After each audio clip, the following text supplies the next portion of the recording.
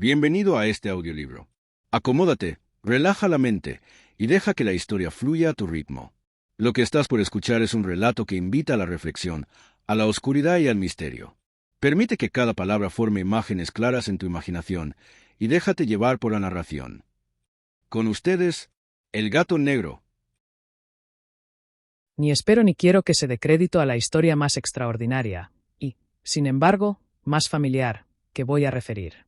Tratándose de un caso en el que mis sentidos se niegan a aceptar su propio testimonio, yo habría de estar realmente loco si así lo creyera. No obstante, no estoy loco, y, con toda seguridad, no sueño. Pero mañana puedo morir y quisiera aliviar hoy mi espíritu.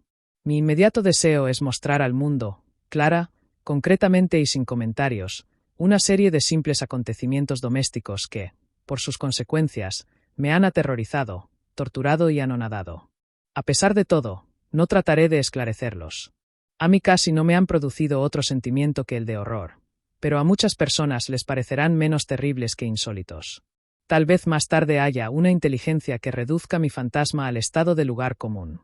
Alguna inteligencia más serena, más lógica y mucho menos excitable que la mía, encontrará tan solo en las circunstancias que relato con terror una serie normal de causas y de efectos naturalísimos.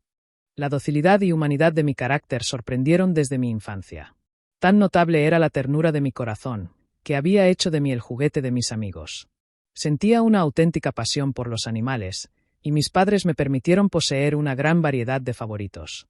Casi todo el tiempo lo pasaba con ellos, y nunca me consideraba tan feliz como cuando les daba de comer o los acariciaba. Con los años aumentó esta particularidad de mi carácter, y cuando fui hombre hice de ella una de mis principales fuentes de goce. Aquellos que han profesado afecto a un perro fiel y sagaz no requieren la explicación de la naturaleza o intensidad de los goces que eso puede producir.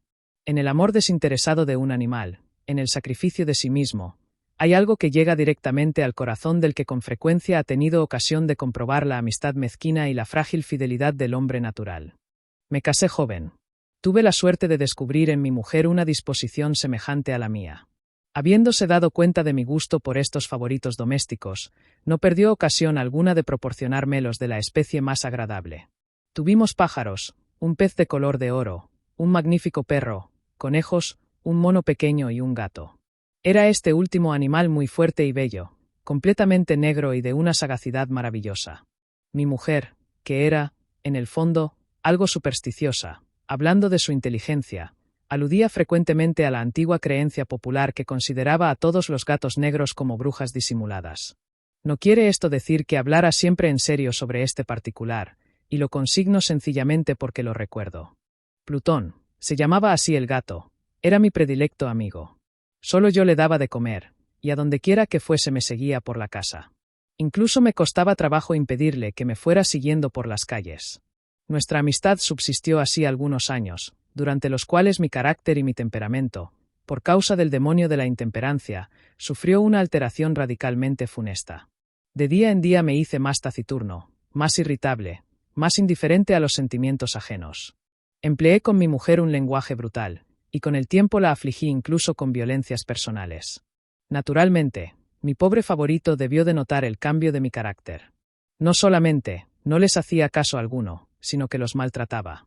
Sin embargo, por lo que se refiere a Plutón, aún despertaba en mí la consideración suficiente para no pegarle. En cambio, no sentía ningún escrúpulo en maltratar a los conejos, al mono e incluso al perro, cuando, por casualidad o afecto, se cruzaban en mi camino.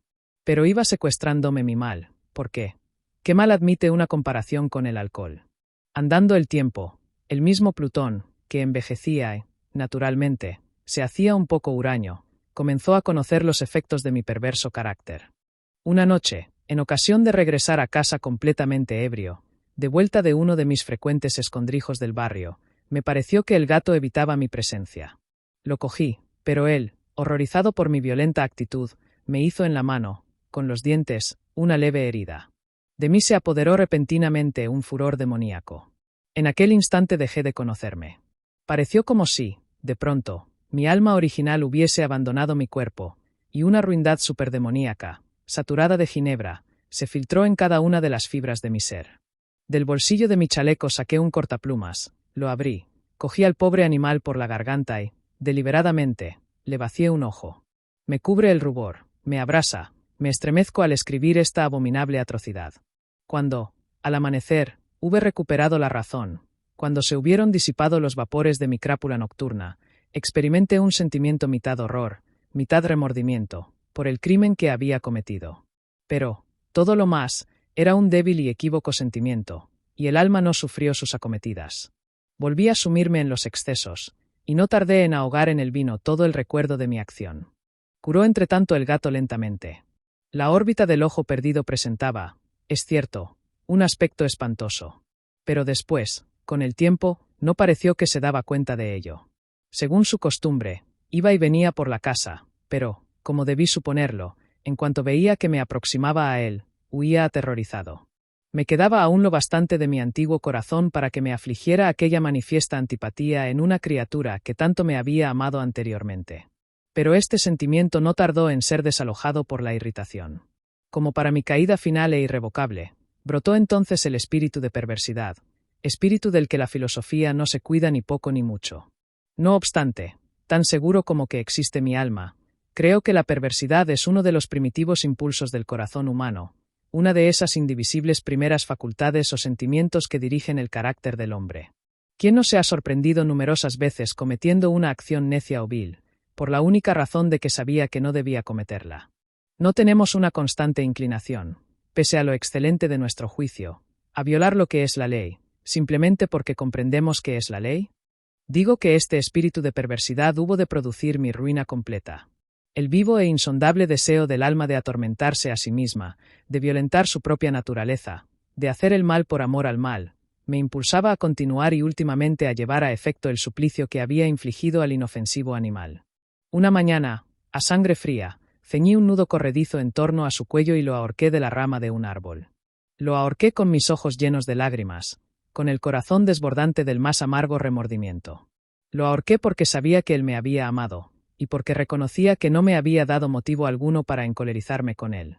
Lo ahorqué porque sabía que al hacerlo cometía un pecado mortal que comprometía a mi alma inmortal, hasta el punto de colocarla, si esto fuera posible, lejos incluso de la misericordia infinita del muy terrible y misericordioso Dios.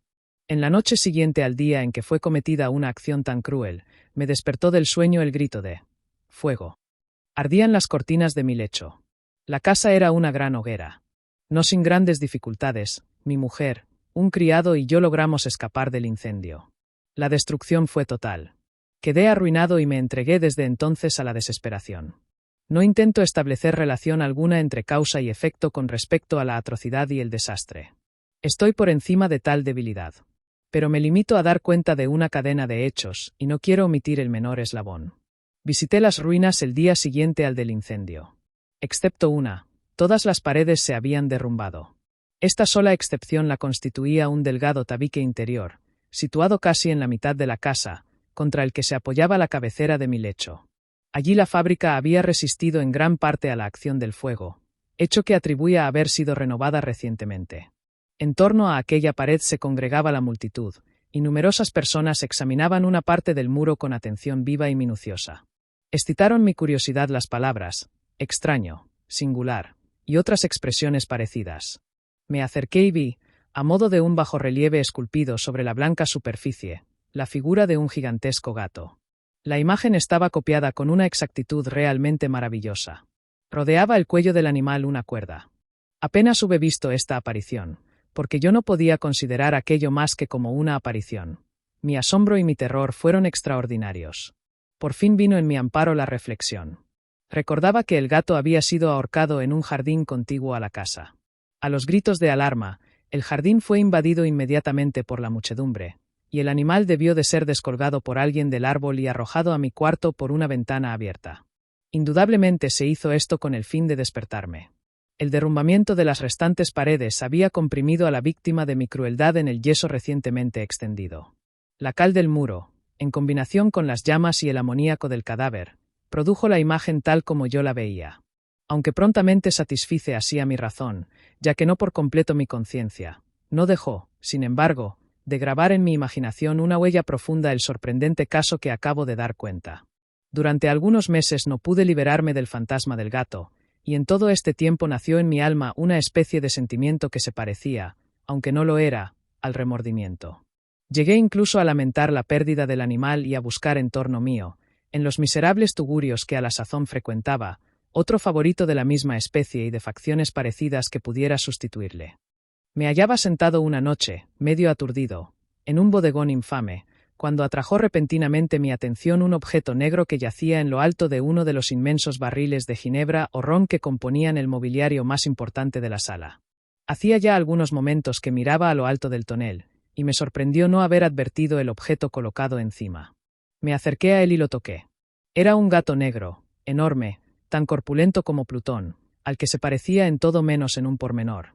Plutón no tenía un solo pelo blanco en todo el cuerpo, pero éste tenía una señal ancha y blanca, aunque de forma indefinida, que le cubría casi toda la región del pecho.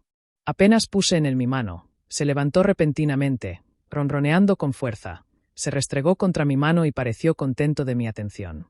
Era, pues, el animal que yo buscaba. Me apresuré a proponer al dueño su adquisición, pero éste no tuvo interés alguno por el animal. Ni le conocía ni le había visto hasta entonces. Continué acariciándole, y cuando me disponía a regresar a mi casa, el animal se mostró dispuesto a seguirme. Se lo permití, e inclinándome de cuando en cuando, caminamos hacia mi casa acariciándole. Cuando llegó a ella se encontró como si fuera la suya, y se convirtió rápidamente en el mejor amigo de mi mujer. Por mi parte, no tardó en formarse en mí una antipatía hacia él. Era, pues, precisamente, lo contrario de lo que yo había esperado. No sé cómo ni por qué sucedió esto, pero su evidente ternura me enojaba y casi me fatigaba. Paulatinamente, estos sentimientos de disgusto y fastidio acrecentaron hasta convertirse en la amargura del odio. Yo evitaba su presencia.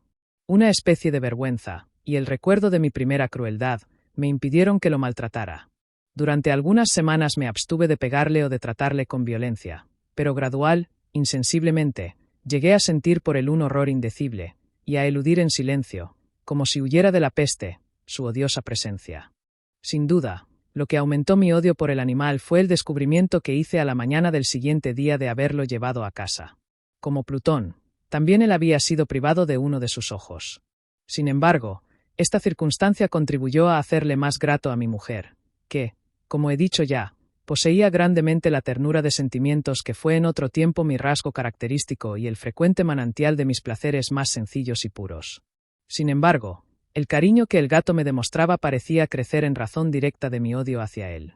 Con una tenacidad imposible de hacer comprender al lector, seguía constantemente mis pasos. En cuanto me sentaba, se acurrucaba bajo mi silla, o saltaba sobre mis rodillas, cubriéndome con sus caricias espantosas.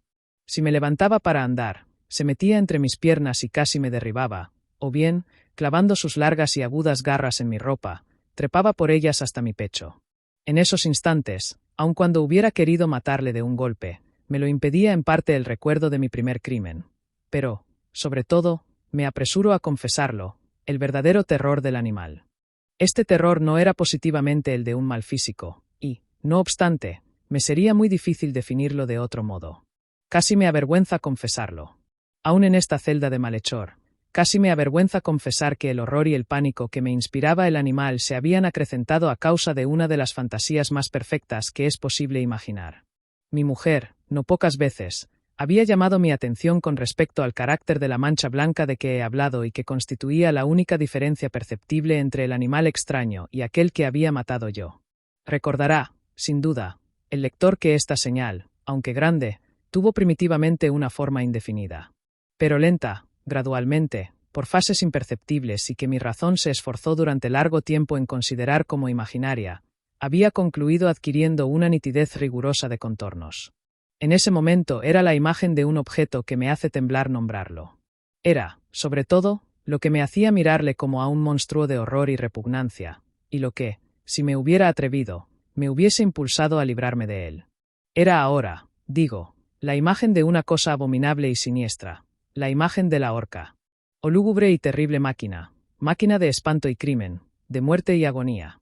Yo era entonces, en verdad, un miserable, más allá de la miseria posible de la humanidad.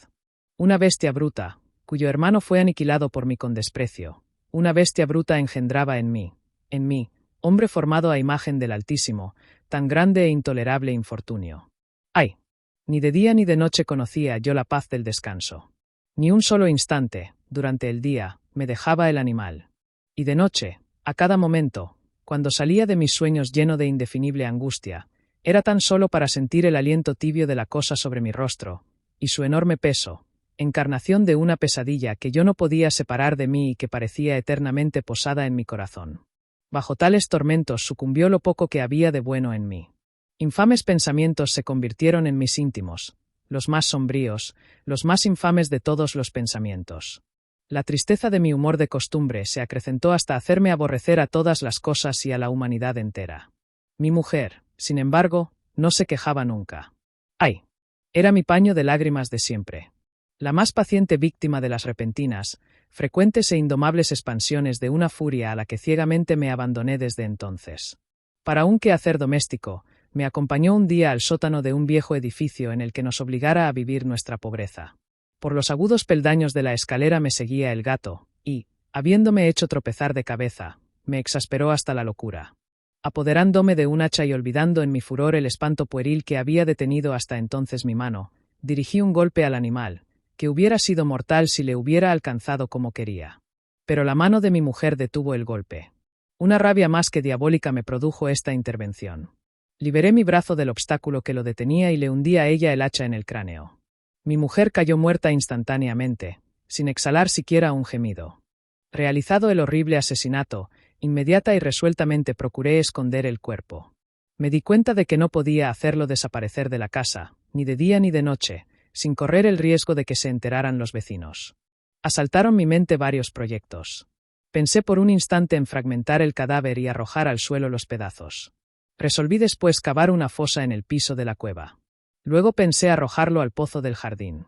Cambié la idea y decidí embalarlo en un cajón, como una mercancía, en la forma de costumbre, y encargar a un mandadero que se lo llevase de casa. Pero, por último, me detuve ante un proyecto que consideré el más factible. Me decidí a emparedarlo en el sótano, como se dice que hacían en la Edad Media los monjes con sus víctimas. La cueva parecía estar construida a propósito para semejante proyecto. Los muros no estaban levantados con el cuidado de costumbre, y no hacía mucho tiempo habían sido cubiertos en toda su extensión por una capa de yeso que no dejó endurecer la humedad. Por otra parte, había un saliente en uno de los muros, producido por una chimenea artificial o especie de hogar que quedó luego tapado y dispuesto de la misma forma que el resto del sótano. No dudé que me sería fácil quitar los ladrillos de aquel sitio, colocar el cadáver y emparedarlo del mismo modo, de forma que ninguna mirada pudiese descubrir nada sospechoso. No me engañó mi cálculo. Ayudado por una palanca, separé sin dificultad los ladrillos, y, habiendo luego aplicado cuidadosamente el cuerpo contra la pared interior, lo sostuve en esta postura hasta poder restablecer sin gran esfuerzo toda la fábrica a su estado primitivo. Con todas las precauciones imaginables, me procuré una argamasa de cal y arena, preparé una capa que no podía distinguirse de la primitiva y cubrí escrupulosamente con ella el nuevo tabique. Cuando terminé, vi que todo había resultado perfecto. La pared no presentaba la más leve señal de arreglo. Con el mayor cuidado barrí el suelo y recogí los escombros, miré triunfalmente en torno mío y me dije: por lo menos, aquí, mi trabajo no ha sido infructuoso. Mi primera idea, entonces, fue buscar al animal que había sido el causante de tan tremenda desgracia, porque, al fin, había resuelto matarlo. Si en aquel momento hubiera podido encontrarle, nada hubiese evitado su destino. Pero parecía que el artificioso animal, ante la violencia de mi cólera, habíase alarmado y procuraba no presentarse ante mí, desafiando mi mal humor. Imposible describir o imaginar la intensa, la apacible sensación de alivio que trajo a mi corazón la ausencia de la detestable criatura. En toda la noche no se presentó, y esta fue la primera que gocé desde su entrada en la casa, durmiendo tranquila y profundamente. Sí, dormí con el peso de aquel asesinato en mi alma. Transcurrieron el segundo y el tercer día. Mi verdugo no vino, sin embargo. Como un hombre libre, respiré una vez más. En su terror, el monstruo había abandonado para siempre aquellos lugares. Ya no volvería a verle nunca. Mi dicha era infinita.